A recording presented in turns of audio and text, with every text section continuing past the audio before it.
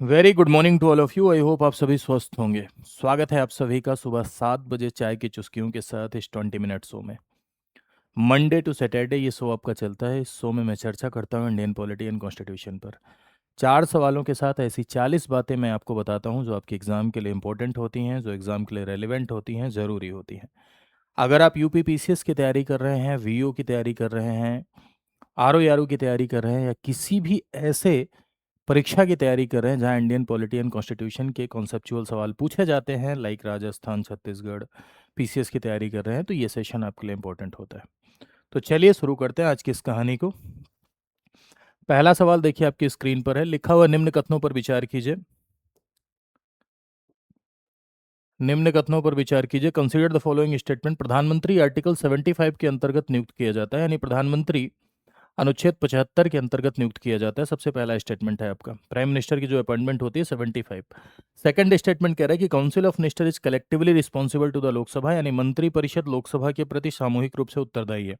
And third statement कह रहा है कि राष्ट्रपति प्रधानमंत्री को तब तक नहीं हटा सकता जब तक वो लोकसभा में बहुमत खो न दे, यानी president can not dismiss the prime minister unless he loss majority in Lok Sabha. ठीक है, बहुत बढ़िया सवाल है, बहुत कॉन्सेप्चुअल सवाल है। अगर आप पढ़ेंगे, ध्यान से समझने की कोशिश करेंगे, तभी आप इस सवाल का जवाब दे पाएंगे। ठीक है, तो चलिए शुरू करते हैं। तो देखिए, ये सवाल आपका प्रधानमंत्री की नियुक्ति से रिलेटेड है। तो यदि आप प्राइम मिनिस्टर की अपॉइंटमेंट की बात करें, प्रधानमंत्री की नियुक्ति की, तो हमेशा इस बात का ध्यान रखिएगा कि प्रधानमंत्री की नियुक्ति को जो आर्टिकल डील करता है अपॉइंटमेंट ऑफ प्राइम मिनिस्टर को, that is your article 75। Article 75 का फर्स्ट क्लॉज कहता है कि प्रधानमंत्री की नियुक्ति राष्ट्रपति करेगा। ठीक है, यानी प्रधानमंत्री की नियुक्ति राष्ट्रपति के द्वारा होगी, प्रेसिडेंट के द्वारा होगी। लेकिन कौन प्रधानमंत्री होगा, किसे राष्ट्रपति प्राइम मिनिस्टर के तौर पर अपॉइंट करेगा, सवाल ये है। तो हमारे भारत देश में संसदीय प्रणाली है, पार्लियामेंट्री सिस्टम है, और पार्लियामेंट्री सिस्टम में मेरे भाई एक सिद्धांत चलता है सरकार बनाने के लिए, that is your doctrine of majority. Doctrine of majority यानी बहुमत का सिद्धांत। और बहुमत का सिद्धांत ये कहता है कि if you will enjoy the majority then enjoy the government. कोई भी पार्टी या कोई भी गठबंधन अगर बहुमत लेकर आता है तो उसी की सरकार बनती है। मेजोरिटी लेकर आएगा तो उसी की गवर्नमेंट बनेगी, चाहे कोई एक पार्टी लेकर आए, चाहे गठबंधन लेकर आए। अगर बहुमत है तो सरकार है, अगर बहुमत गया तो सरकार गई, सीधा सा कॉन्सेप्ट है। अब ऐसी पार्टी, जैसे मान लो 543 सीटें लोकसभा में होती हैं और लोकसभा के ही चुनाव से भारत देश में सरकार बनती है, ये आप जानते हैं। अब मान लीजिए कि कोई एक ए पार्टी है, इसने 300 सीट जीती। अब ए पार्टी ने 300 सीट जीती, कोई भी एक ए पार्टी है जिसने 300 सीटें जीती। 300 सीटें जीती, इसका मतलब इनके पास मेजोरिटी आ गई ना। इसका मतलब क्या है, इसका मतलब ये है इनके पास बहुमत आ गया। तो ऐसी पार्टी या ऐसा गठबंधन जो बहुमत हासिल करता है, ऐसी पार्टी या ऐसा गठबंधन जो मेजोरिटी ले आता है, उसके सदस्य, यानी ये जो 300 मेंबर हैं, ये जिसे अपना नेता चुनते हैं उसे बहुमत दल का नेता कहते हैं, और वही प्रधानमंत्री बनता है। इसके पीछे का लॉजिक ये है कि मेजोरिटी वाली पार्टी के मेंबर जिसे अपना नेता चुनेंगे, वही मेजोरिटी दिखा पाएगा। और जो बहुमत दल का नेता होता है, ये एक जनरल कन्वेंशन है पार्लियामेंट्री सिस्टम में कि वही प्रधानमंत्री होगा। राष्ट्रपति उसी व्यक्ति को प्रधानमंत्री बनाता है जो बहुमत दिखा सके, और बहुमत वही दिखा सकता है जिसको मेजोरिटी वाले पार्टी के मेंबर ने अपना नेता मान लिया हो। अब प्रधानमंत्री की नियुक्ति राष्ट्रपति कर रहा है, और इसी प्रधानमंत्री की सलाह पर अन्य मंत्री की नियुक्ति की जाती है। प्रधानमंत्री की ही सलाह पर अन्य मंत्री की नियुक्ति राष्ट्रपति स्वेच्छा से नहीं कर सकता, इन्हीं की सलाह पर अन्य मंत्री की नियुक्ति की जाएगी। तो सवाल पर आते हैं। सवाल क्या कह रहा है आपका, सवाल है 75 के अंतर्गत नियुक्त किया जाता है प्रधानमंत्री। बिल्कुल, मंत्रिपरिषद सामूहिक रूप से लोकसभा के प्रति उत्तरदायी है। बहुत बार मैंने आपसे कहा है कि किसी भी संसदीय प्रणाली का सबसे प्रमुख लक्षण संसदीय प्रणाली का ये होता है कि doctrine of collective responsibility. Doctrine of collective responsibility that means कि सामूहिक उत्तरदायित्व का सिद्धांत। सामूहिक उत्तरदायित्व का सिद्धांत यानी डॉक्ट्रिन ऑफ कलेक्टिव रिस्पॉन्सिबिलिटी। मैंने आपसे कई बार कहा है कि मुझे भूल जाना लेकिन इसे मत भूलना। ठीक है, और सामूहिक उत्तरदायित्व के सिद्धांत को यदि आप इंडियन कॉन्स्टिट्यूशन में देखना चाहते हैं तो आर्टिकल 75 क्लॉज 3 ये कहता है कि council of minister is collectively responsible to the Lok Sabha, यानी मंत्री परिषद लोकसभा के प्रति सामूहिक रूप से उत्तरदायी होगी, कलेक्टिवली रिस्पॉन्सिबल होगी। यानी मंत्रिपरिषद तभी तक है जब तक उसका लोकसभा में बहुमत है। अगर लोकसभा में बहुमत गयो तो सरकार गयो, सीधा सा कॉन्सेप्ट है। और बहुमत अगर गया तो एक मंत्री नहीं, सारे मंत्री को इस्तीफा देना पड़ेगा। इसीलिए इसे सामूहिक उत्तरदायित्व कहते हैं, इसीलिए इसे कलेक्टिव रिस्पॉन्सिबिलिटी कहते हैं। और मंत्रिपरिषद क्या है? मंत्रिपरिषद एग्जीक्यूटिव है, कार्यपालिका है। लोकसभा किसका हिस्सा है? लेजिस्लेटिव, विधायिका का हिस्सा है। तो कार्यपालिका विधायिका के प्रति उत्तरदायी है। कार्यपालिका तभी तक है जब तक उसका विधायिका में बहुमत है, और यही बात पार्लियामेंट्री सिस्टम का सबसे प्रमुख लक्षण होता है, यानी संसदीय प्रणाली का सबसे प्रमुख फीचर होता है। आई होप अब आप समझ गए होंगे। तो ये भी ठीक लिखा हुआ है। अच्छा, राष्ट्रपति प्रधानमंत्री को तब तक नहीं हटा सकता जब तक लोकसभा में बहुमत न खो दे। तो इस बात को थोड़ा सा समझिएगा जरा। देखो, भारत देश में मंत्री, चाहे वो प्रधानमंत्री हो चाहे वो कोई अन्य मंत्री हो, वो राष्ट्रपति के प्रसाद पर्यंत पद धारण करते हैं। Minister hold his post on the pleasure of president. अब राष्ट्रपति के प्रसाद पर्यंत पद धारण करते हैं, तो प्रसाद पर्यंत का अर्थ ये है कि जिसके प्रसाद पर्यंत है उसकी दया पर है, वो जब चाहे हटा दे, जब चाहे अपॉइंट कर दे, उसका मतलब यही होता है। लेकिन लेकिन इसमें कुछ एक्सेप्शन है, ध्यान रखिए कि कोई निश्चित कार्यकाल तो मंत्रियों का नहीं होगा। मंत्री का कोई भी निश्चित कार्यकाल नहीं होता। जब तक सरकार चल रही है तभी तक वो मंत्री के तौर पर हो सकते हैं।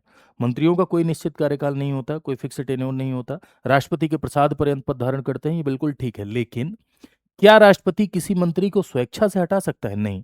राष्ट्रपति की दया पर पद है, राष्ट्रपति कभी भी हटा सकता है, ये बात सही है, लेकिन प्रधानमंत्री की सलाह पर। राष्ट्रपति किसी भी अदर मिनिस्टर को, राष्ट्रपति किसी अन्य मंत्री को प्रधानमंत्री की सलाह पर कभी भी हटा सकता है। अब सवाल उठता है, क्या प्रधानमंत्री को हटाया जा सकता है? क्या प्राइम मिनिस्टर को हटाया जा सकता है? जी हाँ, प्रधानमंत्री को भी हटाया जा सकता है, लेकिन तब जब उसके पास बहुमत नहीं है। राष्ट्रपति प्रधानमंत्री को तभी हटा सकता है जब उनके पास बहुमत नहीं है। जब तक बहुमत है तब तक प्रधानमंत्री को हटाया नहीं जा सकता, भले ही प्लेजर की पोस्ट है, भले ही प्रसाद पर्यंत पद धारण करता है। तो ये बात बहुत ध्यान से याद रखिएगा, क्योंकि ये एक पार्लियामेंट्री कन्वेंशन है। तो चलिए, फर्स्ट, सेकंड एंड थर्ड तीनों इसमें सही हो जाएगा। आंसर हो जाएगा आपका डी। आई होप आप समझ गए होंगे। नेक्स्ट पर आते हैं। निम्नलिखित में से कौन सा अधिकार प्राण और दैहिक स्वतंत्रता के अधिकार में निहित है? Which of the following rights included in the right to life and personal liberty? भोजन का अधिकार, नींद या सोने का अधिकार, चिकित्सा सुविधा पाने का अधिकार, विदेश भ्रमण का अधिकार। Right to sleep, right to food, ठीक है, right to get medical care, विदेश भ्रमण का अधिकार। पूछा जा रहा है कि कौन सा आर्टिकल 21 में निहित है, आर्टिकल 21 में कौन सा निहित। देखो एक बात समझिएगा, प्राण और दैहिक स्वतंत्रता, right to life and personal liberty, article 21 है। आर्टिकल 21 अगर आप पढ़ेंगे तो उसमें एक लाइन लिखी हुई है, आपके प्राण और दैहिक स्वतंत्रता को, यानी आपके right to life and personal liberty को, right to life and personal liberty को तब तक नहीं छीना जा सकता जब तक प्रोसीजर इस्टेब्लिश बाय लॉ न हो। यानी जब तक कानून की कोई प्रक्रिया न हो तब तक आपके जीवन को छीना नहीं जा सकता। आर्टिकल 21 में सीधा सीधा लिखा है। आर्टिकल 21 में मात्र एक लाइन लिखी है, लेकिन आर्टिकल 21 की व्याख्या करते हुए ऑनरेबल सुप्रीम कोर्ट ने इसे बहुत व्यापकता प्रदान की है, बहुत ब्रॉड बनाया है। आर्टिकल 21 में तो बस ये लिखा हुआ था कि आपका जीवन तब तक नहीं छीना जा सकता जब तक कानून न हो। लेकिन मेनका गांधी केस में ऑनरेबल सुप्रीम कोर्ट ने इसकी व्याख्या करते हुए कहा कि कानून न हो सिर्फ इतने से काम नहीं चलेगा, जो कानून है वो भी उचित होना चाहिए। यानी अब क्या है, आपका जीवन तब छीना जा सकता है जब कानून हो, और कानून उचित होना चाहिए, लॉजिकल होना चाहिए। ऐसा नहीं होना चाहिए कि एक थप्पड़ पे फांसी। और कानून उचित हो उसको कहते हैं ड्यू प्रोसेस ऑफ लॉ, विधि सम्यक प्रक्रिया। कानून हो उसे कहते हैं प्रोसीजर एस्टेब्लिश बाय लॉ, विधि द्वारा स्थापित प्रक्रिया। तो आपका जीवन तभी छीना जा सकता है जब विधि द्वारा स्थापित प्रक्रिया हो, यानी प्रोसीजर एस्टेब्लिश बाय लॉ हो, as well as due process of law, यानी विधि सम्यक प्रक्रिया हो। पहली बात। दूसरी बात, आर्टिकल 21 की व्याख्या करते हुए ऑनरेबल सुप्रीम कोर्ट ने इसमें बहुत सारी बातों को समाहित किया। जैसे निजता का अधिकार भी इसके तहत मौलिक अधिकार होगा, नींद का अधिकार भी इसके तहत मौलिक अधिकार होगा, विदेश यात्रा का अधिकार भी इसके तहत मौलिक अधिकार होगा, स्वच्छ पर्यावरण का अधिकार, हथकड़ी लगाने के विरुद्ध अधिकार, स्वच्छ जल का अधिकार, स्वच्छ भोजन का अधिकार, इवन आपका फेवरेट पसंदीदा अपनी पसंद का ब्याहवा करने का अधिकार, यानी अपनी पसंद की शादी करने का अधिकार भी अनुच्छेद 21 के तहत मौलिक अधिकार होगा। लेकिन एक बात यहाँ पर समझिएगा कि जैसे बहुत सारी एमसी मेहता केस में स्वच्छ पर्यावरण के अधिकार को मौलिक अधिकार बताया 21 के तहत, ये सवाल पूछा जाता है।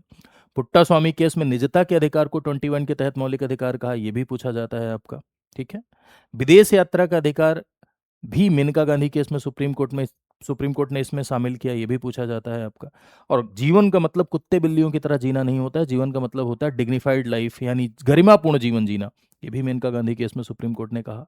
तो ये सारी बातें सवालों के रूप में पूछी जाती हैं, लेकिन एक बात आप समझ लीजिएगा, खैर इसमें चार का चारों सही है, ये आंसर होगा आपको, लेकिन एक बात स्पेशल समझिए, ऐसी बातें जो कॉन्स्टिट्यूशन में मेंशन है, चाहे वो ओरिजिनली मेंशन है, चाहे वो बाद में जोड़ी गई संविधान संशोधन के द्वारा, उसे एक्सप्लिसिट प्रोविजन कहते हैं, एक्सप्लिसिटली मेंशन्ड कहते हैं। और ऐसी बातें जो व्याख्या के साथ समाहित हुई, यानी सुप्रीम कोर्ट ने इंटरप्रिटेशन के साथ इंक्लूड किया, ऐसी बातें जो व्याख्या के साथ संविधान में समाहित हुई, उन्हें इम्प्लिसिट प्रोविजन कहते हैं। जैसे अपनी पसंद की शादी करने का अधिकार भी 21 के तहत मौलिक अधिकार है, ये इम्प्लिसिट है, ये लिखा नहीं है ना। विदेश यात्रा का अधिकार इम्प्लिसिट है, निजता का अधिकार, राइट टू प्राइवेसी, इम्प्लिसिट है। तो ऐसी बातें जो सुप्रीम कोर्ट अपनी व्याख्या के साथ, जुडिशियल इंटरप्रिटेशन के साथ समाहित करता है, उसे हम इम्प्लिसिट प्रोविजन कहते हैं, अंतर्निहित कहते हैं। और जो पहले से मेंशन है या संशोधन के द्वारा लिखी गई, उसे गैर अंतर्निहित या एक्सप्लिसिट प्रोविजन कहते हैं। क्लियर है बात? तो इस तरह से भी कभी कभी ट्रैप बना दिया जाता है कि एक्सप्लिसिटली मेंशन्ड, इम्प्लिसिटली, इस तरह से भी ट्रैप, जाल बिछाए जाते हैं, तो ध्यान रखिएगा।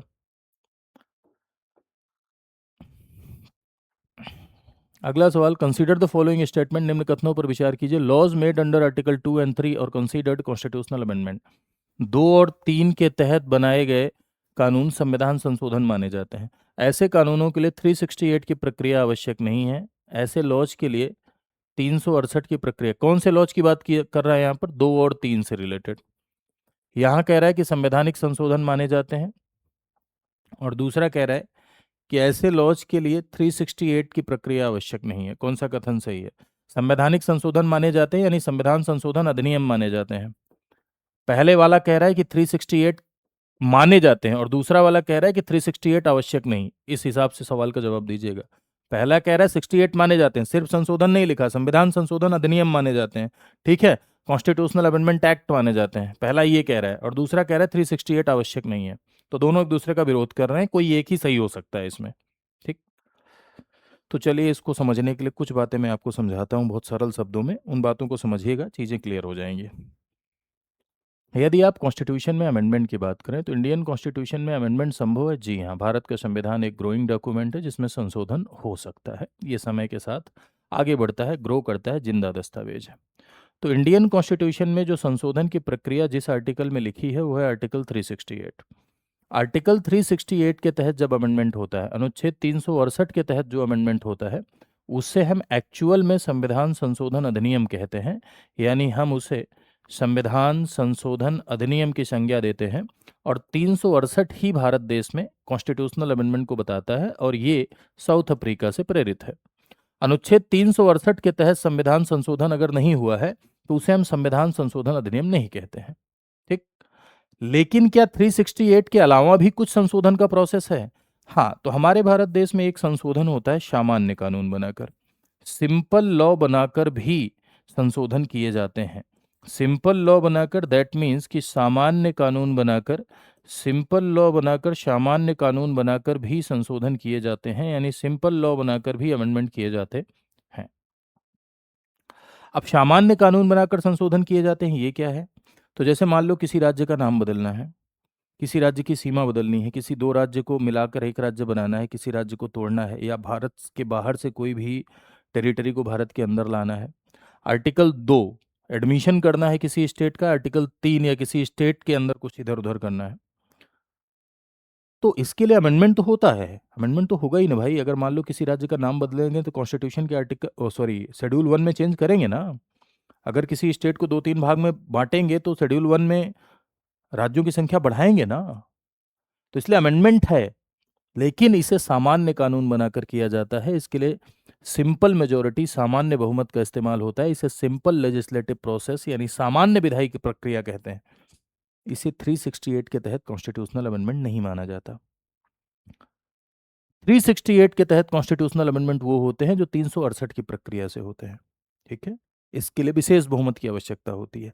अब सवाल पर आइए, सवाल में क्या है कि 2 और 3, तो आर्टिकल 2 और 3 से रिलेटेड जो कानून बनेंगे वो 368 के तहत कॉन्स्टिट्यूशनल अमेंडमेंट नहीं माने जाएंगे। आर्टिकल 4 में साफ साफ लिखा है, आर्टिकल 4 में ये साफ साफ लिखा हुआ है कि 2 और 3 से जो लॉ बनेंगे वो 368 के तहत कॉन्स्टिट्यूशनल अमेंडमेंट नहीं माने जाएंगे, बल्कि वो क्या होंगे, सिंपल लेजिस्लेटिव प्रोसीजर होगा, सामान्य विधायी प्रक्रिया होगा, वो सामान्य कानून होंगे, होगा उनसे संशोधन लेकिन सामान्य कानून होगा। तो पहला गलत हो जाएगा, दूसरा 368 की प्रक्रिया आवश्यक नहीं, दूसरा सही हो जाएगा। तो आंसर हो जाएगा आपका ओनली 2। नेक्स्ट पर आते हैं, कंसीडर द फॉलोइंग स्टेटमेंट, निम्न कथनों पर विचार कीजिए। फजल अली कमीशन से रिलेटेड निम्न कथनों पर आपको विचार करना है। यह आंध्र प्रदेश राज्य की मांग के बाद गठित हुआ। It was appointed after the demand of the Andhra state. It recommended the creation of 16 state and 3 union territory. इसने 16 राज्य और 3 केंद्र शासित प्रदेशों की सिफारिश की। इसने भाषा को एकमात्र आधार माना, give a primary importance to the language as a sole criteria. इन्होंने लैंग्वेज को माना, primacy to language as a sole criteria. भाई क्या है ये, कैसा सवाल है, क्या कहना चाहता है? तो इस सवाल का आंसर जानने के लिए थोड़ा सा मुझे सुनिएगा 3-4 मिनट तक। पहली बात, हमारे भारत देश में स्वतंत्रता के पहले से ही लिंग्विस्टिक डिवीजन की मांग चल रही थी, भाषा विभाजन की मांग चल रही थी। कांग्रेस ने ये कहा था कि हम आगे चल के लिंग्विस्टिक बेसिस पर राज्यों का विभाजन करेंगे, लेकिन स्वतंत्रता के बाद कांग्रेस की अपनी ही सोच बदल गई। इसलिए बदल गई क्योंकि हमने धर्म के आधार पर विभाजन देखा, भारत पाकिस्तान, और जिस तरह से धर्म किसी एक नए देश के बनने का एक ग्राउंड हो सकता है, उसी तरह से भाषा भी। और उस समय भारत देश में एकता और अखंडता को लेकर बहुत बड़ा चुनौती हो सकती थी। भारत के लोग क्षेत्रवाद जैसी भावनाओं से प्रेरित थे, राष्ट्रवाद बहुत कमज़ोर था, राष्ट्रवाद आज भी इनिशियल स्टेज में है, कल भी था। तो ऐसे में लिंग्विस्टिक डिवीजन करना देश की यूनिटी और इंटीग्रिटी के लिए ठीक नहीं था, और यही कारण रहा कि कांग्रेस की अपनी सोच बदल गई। लेकिन भाषाई विभाजन की मांग भारत देश में चलती रही, और उसकी जांच के लिए अलग अलग समय पर समितियां, आयोग बने, जिसमें पहला आयोग धर आयोग बना 1948 में। इसी बात की जांच के लिए बना कि भाषा के आधार पर बांटे या न बांटे, लेकिन उन्होंने अपनी रिपोर्ट में इसे कैंसिल कर दिया। उन्होंने कहा नहीं, ठीक नहीं है भाषा, आप बांटना हो तो प्रशासनिक आधार, एडमिनिस्ट्रेटिव कन्वीनियंस के आधार पर बांट लीजिए। फिर जेवीपी कमेटी बनी 1949 में, इसीलिए कि लिंग्विस्टिक डिवीजन किया जाए या न किया जाए। जेवीपी कमेटी ने भी भाषाई विभाजन को रिजेक्ट कर दिया। अब जब उन्होंने रिजेक्ट कर दिया तो आंदोलन और तेज हुआ फिर साउथ इंडिया में, और एक कांग्रेसी कार्यकर्ता थे जिनका नाम था रामल्लू साहब, वो 56 दिन के आमरण अनशन पर बैठ गए इस बात की मांग के लिए कि मद्रास से तेलुगु भाषियों को अलग करके एक नया राज्य बनाया जाए, और उनकी मृत्यु हो गई 56 दिन के बाद। जब उनकी मृत्यु हुई तो आंदोलन और थोड़ा हिंसक हो गया, और सरकार दबाव में आई, और 1953 में first linguistic state was formed named as Andhra state, यानी पहला भाषाई राज्य का गठन हुआ 1953 में, जिसे आंध्र प्रदेश के रूप में आप जानते हैं। और उसके बाद फिर मांगे और तेज हो गई भाई, जब एक बन गया तो और भी मांग चलने लगी। तो एक कमीशन बनाया गया, फजल अली कमीशन 1953 में। इसीलिए बनाया गया कि भाषा के आधार पर बांटे या ना बांटे। फजल अली कमीशन ने अपनी रिपोर्ट दी, उन्होंने भाषाई विभाजन को स्वीकार किया, लेकिन उन्होंने कहा कि एकमात्र आधार भाषा नहीं हो सकता। भाषाई विभाजन को उन्होंने स्वीकार किया, लेकिन एक भाषा एक राज्य के कॉन्सेप्ट को उन्होंने रिजेक्ट कर दिया। उन्होंने कहा अगर बांटना है तो भाषा और कल्चर को ध्यान में रखते हुए आप बांट सकते हैं, लेकिन उसके साथ देश का एडमिनिस्ट्रेटिव कन्वीनियंस, प्रशासनिक सुविधा, फाइनेंशियल कन्वीनियंस, वित्तीय सुविधा, देश की एकता, अखंडता, सुरक्षा, संप्रभुता को ध्यान में रखते हुए विभाजन किया जाना चाहिए। तो आंध्र प्रदेश राज्य की मांग के बाद, इवन आंध्र प्रदेश के गठन के बाद ये कमेटी बनी, तो ये ठीक है आपका, गठन के बाद ऐसा लिखा हुआ होना चाहिए था, लेकिन थोड़ा टाइपिंग मिस्टेक हो गया। It recommended the creation of 16। हाँ, फजल अली कमीशन ने क्या कहा कि फजल अली कमीशन ने कहा कि 16 राज्य और 3 केंद्र शासित प्रदेश बनाइए, लेकिन बना कितना? बना 14 राज्य और 6 केंद्र शासित प्रदेश। हालांकि फजल अली ने 16 राज्य और 3 केंद्र शासित प्रदेश बनाने की सिफारिश की थी। फजल अली कमीशन ने तो विदर्भ और हैदराबाद भी बनाने की सिफारिश की थी, लेकिन विदर्भ और हैदराबाद नहीं बना, विदर्भ तो आज तक नहीं बना। तो ये भी बात आपका बिल्कुल सही है। इसने भाषा को एकमात्र आधार माना, ये गलत हो जाएगा, एकमात्र नहीं। यही इसमें कॉन्सेप्चुअल पॉइंट है फजल अली कमीशन ने। फजल अली कमीशन ने लिंग्विस्टिक डिवीजन को तो एक्सेप्ट किया, but one language one state के कॉन्सेप्ट को इन्होंने रिजेक्ट कर दिया। क्लियर है? तो इसमें फर्स्ट एंड सेकंड आपका क्या हो जाएगा, पहला और दूसरा आपका इसमें पूछ रहा है कि कौन सा करेक्ट है, इधर भी पूछ रहा है, तो इसमें थोड़ा सा देखो, पहला और दूसरा नहीं लिखा हुआ है, तो मैं इधर लिख दे रहा हूँ, ये सही होगा, ऑप्शन जो है वो गलत है। भाषा को एकमात्र आधार, ये गलत हो जाएगा, बिल्कुल गलत होगा, ध्यान रखिएगा। 16 राज्य और 3 केंद्र शासित प्रदेशों की सिफारिश की थी, लेकिन ये एक्सेप्ट नहीं हुए। एक्सेप्ट हुए थे 14 और 6, इस बात का ध्यान रखना, ठीक है। आंध्र प्रदेश राज्य की मांग के बाद गठित हुआ, ठीक है। फजल अली कमीशन 1953 में बनी थी, 1955 में इन्होंने अपनी रिपोर्ट दी थी। क्लियर बात? तो आई होप आप इसको समझ गए होंगे। यदि आप मेरे साथ जुड़ना चाहते हैं तो यहाँ टेलीग्राम पर भी आप मेरे साथ जुड़ सकते हैं, मेरा टेलीग्राम ग्रुप है, वहाँ आप मुझे डायरेक्ट भी मैसेज कर सकते हैं। यहाँ पर भी अपडेट्स के लिए आप जुड़ सकते हैं, या इंस्टाग्राम है आजकल भाई, सोशल मीडिया का ज़माना है, आप यहाँ भी मुझे फॉलो कर सकते हैं। और यदि आप कंप्लीट प्रिपरेशन हमारे साथ जुड़ के करना चाहते हैं तो मेरे भाई, स्टडी आईक्यू के साथ कंप्लीट प्रिपरेशन कैसे करेंगे वो मैं आपको बता दे रहा हूँ, लेकिन उससे पहले एक बात ध्यान रखिए, शुरू हो रही है आपकी M Laxmikanth series. M Laxmikanth series आपकी, यानी आज से, आज शाम 8 बजे 8 PM फ्री, पूरी की पूरी फ्री पॉलिटी पढ़ाने का जो वादा था वो वादा मैं निभाऊंगा। और एम लक्ष्मीकांत की कंप्लीट सीरीज मैं आपके लिए लेकर आ रहा हूँ, ठीक है। 8 बजे से लगभग 40 से 50 मिनट का वीडियो आपके लिए जाएगा, और ये थ्योरी क्लास होगी, इसको आपको प्रमोट करना है, शेयर करना है, पढ़ना है। अगर आपने ये 40 से 50 मिनट का वीडियो देखा और ये 20 मिनट का शो देखा, तो मेरा दावा है कि 2 से ढाई महीने में आप गजब का अप्रोच पॉलिटी में डेवलप करेंगे। तो ज़रूर देखिएगा ये सीरीज, ठीक है। आज से ये शुरू हो रही है। चलिए, दूसरी बात, यदि आप कंप्लीट प्रिपरेशन हमारे साथ जुड़ के करना चाहते हैं तो आप कर सकते हैं कंप्लीट प्रिपरेशन। इसके लिए आपको जाना होगा स्टडी आईक्यू पर। स्टडी आईक्यू पर कैसे जाएंगे, गूगल पे लिखिए स्टडी आईक्यू भाई, देखो जैसे मैंने लिखा है ऐसे लिख दो, ये ओपन हो गया studyIQ.com। यहाँ पर क्या लिखा है, पॉपुलर ऑनलाइन कोर्सेज, यहाँ स्टेट पीसीएस पे क्लिक करिए, उत्तर प्रदेश पे क्लिक करिए। अब आप कंप्लीट प्रिपरेशन करना चाहते हैं प्री मेंस इंटरव्यू तीनों की, तो इसके लिए आरंभ 18.0 बैच है, ठीक है। कहाँ भाई, उत्तर प्रदेश के अलावा कुछ और ओपन हो जाता है हमसे। हाँ जी, हाँ ये देखिए, अगर आप कंप्लीट प्रिपरेशन करना चाहते हैं, फाउंडेशन डेवलप करना चाहते हैं, प्री मेंस इंटरव्यू तीनों के लिए गाइडेंस चाहते हैं, कंप्लीट लाइव क्लासेस चाहते हैं प्री मेंस के लिए, तो आप जाइए इधर फाउंडेशन बैच के साथ। और यदि आप सिर्फ मेंस के लिए पढ़ना चाहते हैं तो आलेखन बैच के साथ, सिर्फ प्री के लिए पढ़ना चाहते हैं तो यूपीपीसीएस प्रीलिम बैच के साथ, टेस्ट सीरीज चाहते हैं तो यूपीपीसीएस टेस्ट सीरीज, ये चारों यहाँ पर उपलब्ध है।